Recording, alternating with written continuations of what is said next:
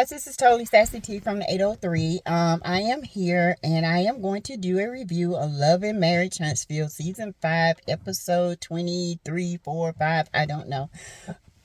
It is Preaching to the Liar, and let's get started. But before we do, remember all things on this channel, it's alleged, it is in my opinion, it is for learning, it is for teaching, it is for sheer entertainment. So, y'all, it starts off where it left off, and that was at the peace party at Stormy's estate. And I don't say house, I say estate, because that's exactly what it is, okay? They're wrapping up their talks, and it went back to Mel and Destiny talking about when Mel spoke, when she came into Madani at the reopening, okay? And Destiny said that she didn't speak. Not Kimmy, but Melody said, okay, but I did, but okay. And she said, I even spoke to Kimmy, went and hugged her. Kimmy heard me, and Kimmy was like, yes, she spoke to you. And she said, but even when I came to talk to you, Destiny, you were in a space where you wasn't listening to no one. She said, well, no, I wasn't. And Tisha was like, yes, you were. It was all over your face. Okay.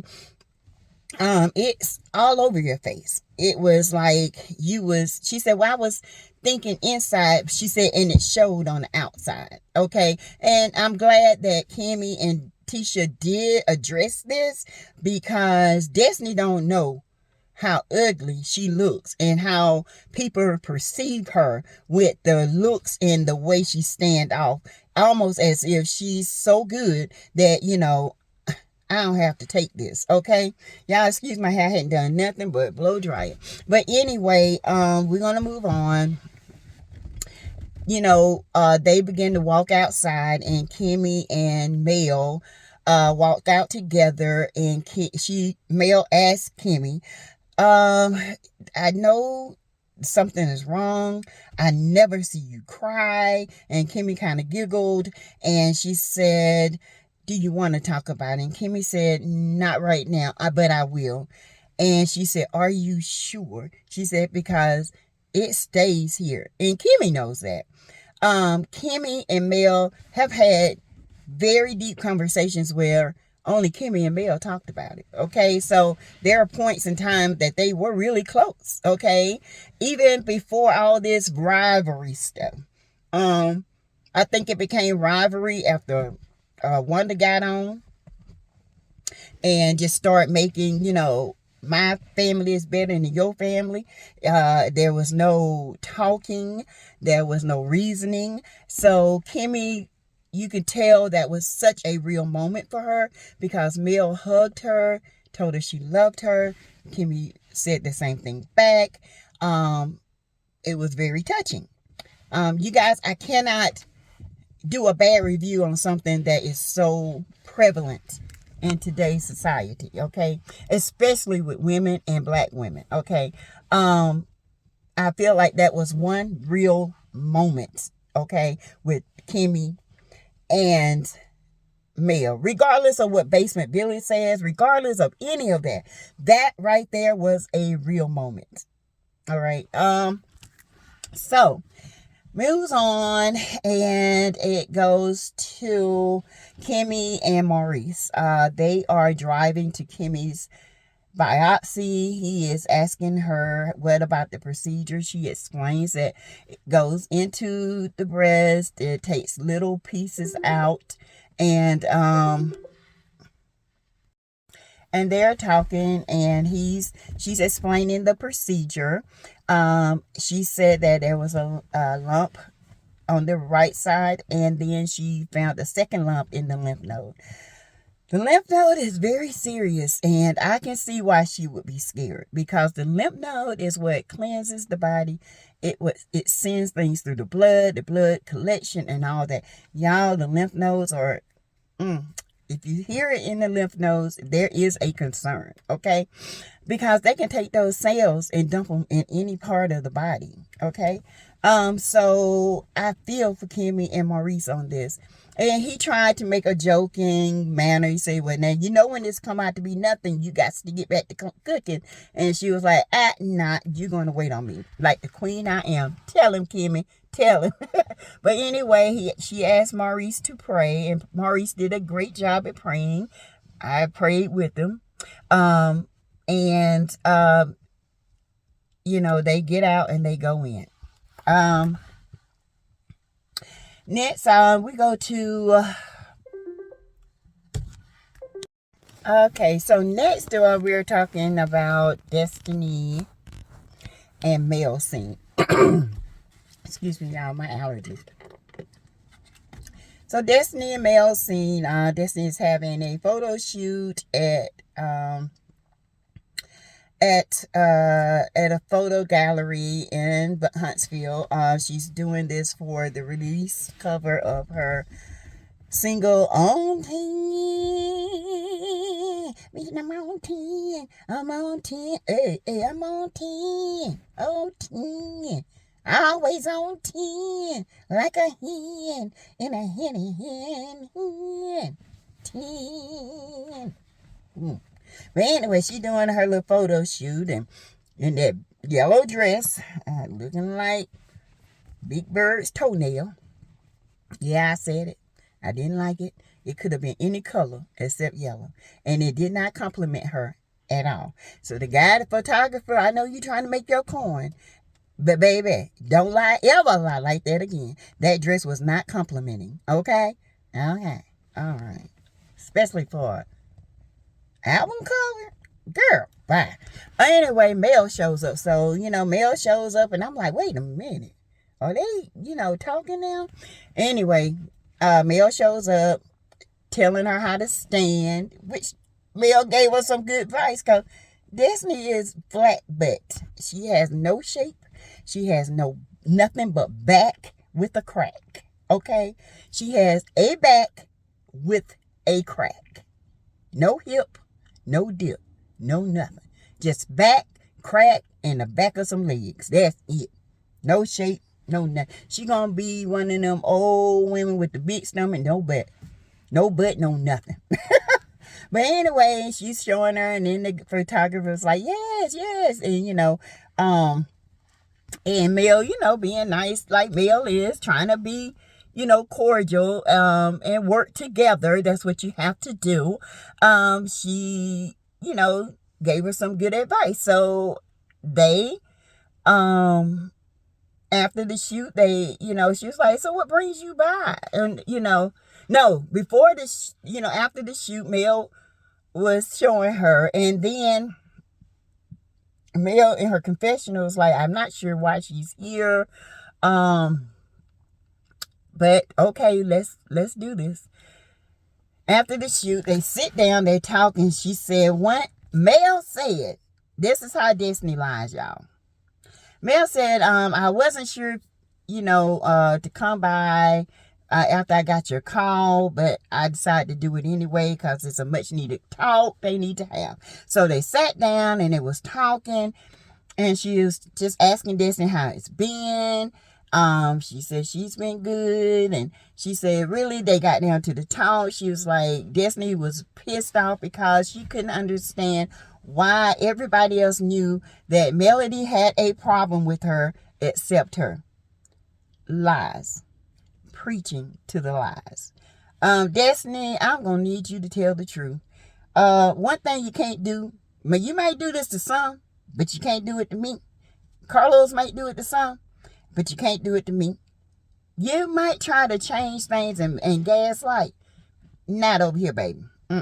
We know what you did. You started a beef 3 seasons ago. Okay? It started out with you stepping on her dress at her release party. Then it starts with you saying you don't have a village. You know that. Then you mad at her about that. It got even messier because when Martell showed up, you got mad. You got mad because Martell wasn't invited, and all of a sudden he's up. Then you steps on her dress. And now you want to know, you use that storyline to say something about a village. Oh, and then the next time, you were still mad at Mel, trying to get back with Mel, trying to talk, but still talking ish behind her back to Tisha and everyone else. And Mel caught you talking about her in the room because y'all was loud. I know how ghetto you and Tisha can get. I bet you everybody heard the whole conversation. And you tried to deny that. Then you use that as a storyline. This time it's, you didn't speak to me in my establishment. And you try to correct Mel and say, Mel said, in your establishment. She said, in an establishment. No, baby, you said your establishment. We know it's not yours, but that's what you said. Okay, let's correct that. And it's a storyline. Every time something goes wrong with Mel, it's a storyline for you. And Mel knows she would never convince you otherwise. Okay? So Mel's like, I don't have a problem with you. She said, I reached out. She said, but you didn't call me. She said, but I text you. She said, had I had text you and you text me back, there would have been a conversation. Listen, Destiny, you do not text and call that a conversation. You call a conversation when you open your mouth and you visibly see the person in front of you and you have a conversation. Okay, about a situation. Text messages can go any kind of way. People can perceive them and take them any kind of way, especially when you already on TV. Okay, so Mel at this point was like, it is what it is. Mel's like, I'm just not even trying to bring the past up no more. I'm trying to be cordial. I'm trying to forget this. I'm trying to move on. Even if we're not ever be friends again, at least I can go out in public. And if I see you, I can say, hey, how you doing? Unlike some people would turn up their nose and run. That's Destiny. Did you catch that shade, Destiny? Because that's what you do. Okay. She said that's childish. You called yourself childish. That's how you act. Rewind the tape and go back and look. Childish, if it was a definition, it would be you. Okay? It would be you. All up your neck, your flat back, and your crack. Okay? It would be you. So anyway, Mel was like, let's just end it. They showed a nice little clip backwards of Mel and Destiny together, which I have to admit, it was touching because they were like ride or die, but I know it was all a lie. Okay? It was touching and Mel know it was all a lie. So it was touching. And Mel was like, yeah, we're cool. But Mel know it was a lie. And she does too. Okay? The gaslighting ain't working. It ain't working now. Look what's happening now. It ain't working now. The lies ain't working now. No, it's not. So anyway, they end that. It was a touching little moment, of course. It's touching. And it is what it is, y'all. It is what it is. So next, we get to Marcel and Tisha. Child, Marcel done went and got a charcuterie board. He ain't putting that together. He went and bought that charcuterie. He said charcuterie board. That Marcel's stupid. He talked about it's date night, the kids somewhere. I don't know where. That's Tisha department. Fool. You don't know where your kids at. And you trying to be a better man. Stop using Neo's line. You see where it got him? He divorced and ain't got hardly nothing. But he working again in the chitlin circuit. Okay? Better man. Better nothing. Better man than trying to get over so you can continue to do the better things out in the streets. Okay? And keep Tisha's eyes close and her butt at home so you can continue to do what you want to do. That's the better man you trying to be, Marcel. And I said I wasn't going to read nobody, but I got to. Anyway, I digress. They get to talking. And she comes down. She has this little pink ensemble on. Oh, twatty, twinky, twink. And she sits down. She's like, this is so cute. Oh my gosh, it's so sweet. What made you do this? Now, in the confessional, Marcel already said, well, I do this sometimes. You know, I'm a romantic man. It's date night. Okay, whatever, dude. Anyhow, $5.5 million gonna ruin that date night. Okay? But they sitting there, she's telling him, does this have anything to do with the, therapy? And he was like, no, it doesn't. He said, you really think therapy helps? And they got to talking about Tiffany and Big Lou and Lulu and Little Tiff. They got to talking about them, and Marcel said, I think Dr. Francis went kind of hard on, Lewis. And Tisha's like, he went hard on Tiffany too. He said, well, I think he's kind of biased when it comes to the men. No, Marcel, he's the truth teller. He sees the lies you tell, okay?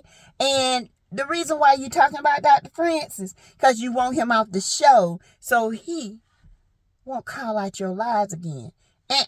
Baby, we're going to keep Dr. Francis around. Now you're trying to advocate to get him off the show. What? We advocating to get you off the show. Okay? Because, see, Dr. Francis know your lies. Dr. Francis already know the truth. Tisha know the truth, but she just want to play dumb. And let her keep playing dumb. And we're just going to keep talking about it. But you just mad because Dr. Francis got your number. Okay? Dr. Francis read you for the filth you are. Okay? And now you want to get him off the show because he read Lewis and them too much and he's biased. Bull. Yes.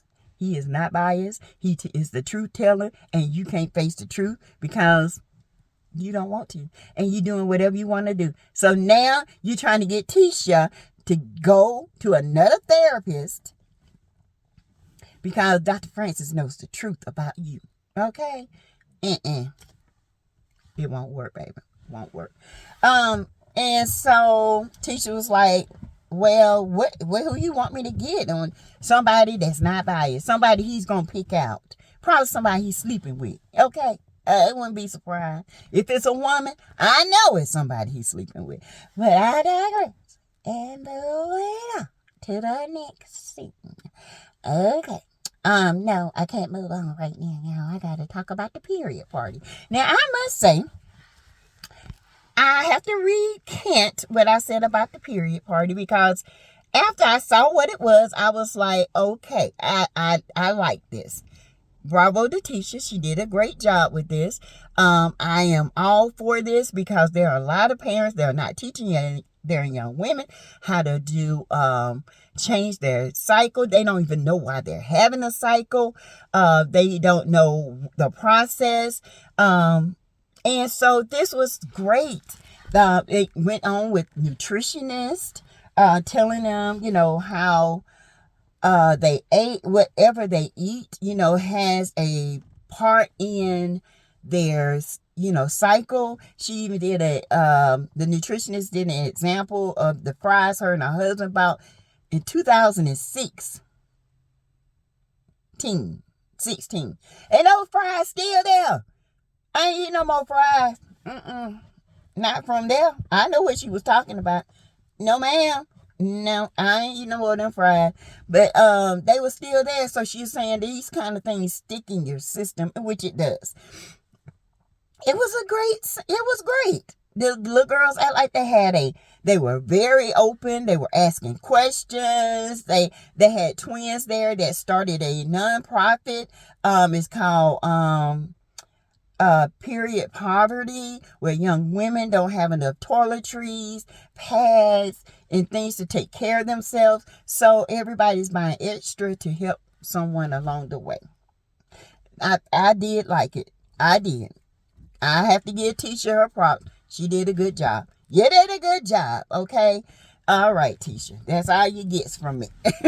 But anyway, goes on, and then she walks out. She sees Maurice and Kimmy come up. And when you see Kimmy and Maurice come up and not Marcel, you think, okay, something ain't right. What's going on?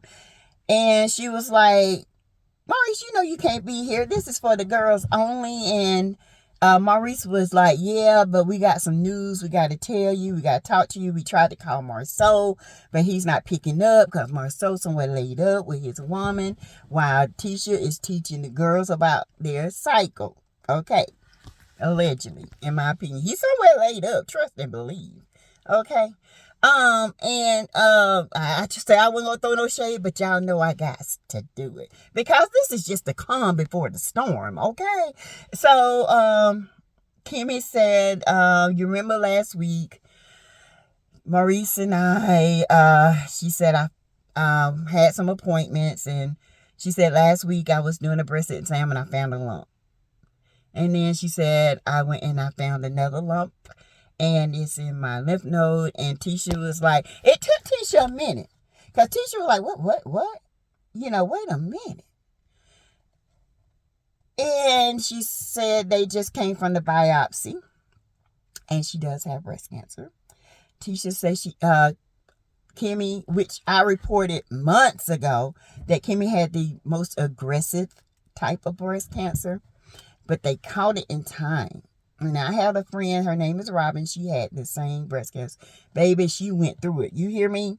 She went through it, but she got through it. She is here today to tell her story, okay? And one day I am going to do a panel, and I'm going to invite her to come over to my house, and we're going to do a little podcast, and we're going to talk about the issues women go through with breast cancer. And my best friend, which is her husband, her first husband, died of breast cancer. 30-something years old. He had the same type, aggressive. And being a man, he didn't think nothing of it. Before it was too late, he was gone. So you guys, please check yourself. So she tells Tisha it is cancer, and Tisha was like, no. Don't tell me this. No, Kimmy, no. You could tell Tisha was trying not to cry. But y'all, that was a real moment, okay? I cannot knock that. I cannot, and I will not knock that, because it touched me. Y'all, and I'm sentimental. That right there touched me. Even though she was trying to hold back the tears and try to, ask questions, she couldn't do it. In her confessional, like she said, her aunt died of breast cancer, and Wanda said her sister's still battling, breast cancer. And with my dad dying of cancer, and I had two uncles, my mom's two brothers, Uncle Nathan and Melvin, died 3 months of each other from the same thing, leukemia. But I think, that Agent Orange and stuff had a lot to do with theirs. And my oldest aunt, she died with cancer. So, I mean, it's a very touching thing. Very touching to me. Okay, so I felt for him. They hugged it out. And, Tisha told her, I'm going to be there for you. And I'm going to pop up on you, because I know you're not going to call me. But I'm going to be there, and you can't stop me. And that's what family is for. Okay. If I had a sister, which I don't, but I feel like my best friends, Steph and, and Sabrina and Stephanie's sisters, her mama, and, all, and Kitty and Monica and Issa and Tasha, and, I feel like those are my sisters, especially with, in that group. Even with them, I feel so much closer to certain ones because we bear each other's burden. So you guys, it was it was okay. I didn't watch this. Now let me back this up. My daughter recorded it in her dorm, and she brought it to me, and we watched it together. Okay, so I didn't record it. I didn't watch it. I blacked out. Still blacking out until Monday. And then I'll watch it on my own, where I can do a scene by scene in-depth review. But this review is just, it was a touching. It's almost like the first part of Love and Marriage Huntsville, even though we know there's some manipulation behind the scenes.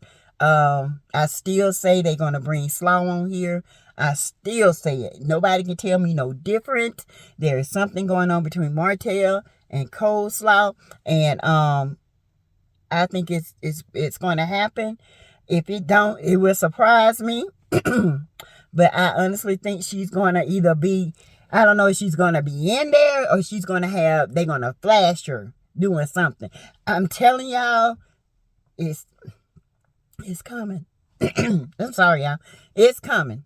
I can see it. I can see it. I can see it. But if it do, I'm done. Just point blank period. I'm done. Even though they trying to gaslight us and make things, trying to make us forget what Basement Billy said about Kimmy and Maurice and, them plotting and scheming and all this. They trying to make us forget that. Nope. They trying to make us forget the $5.5 million. Nope.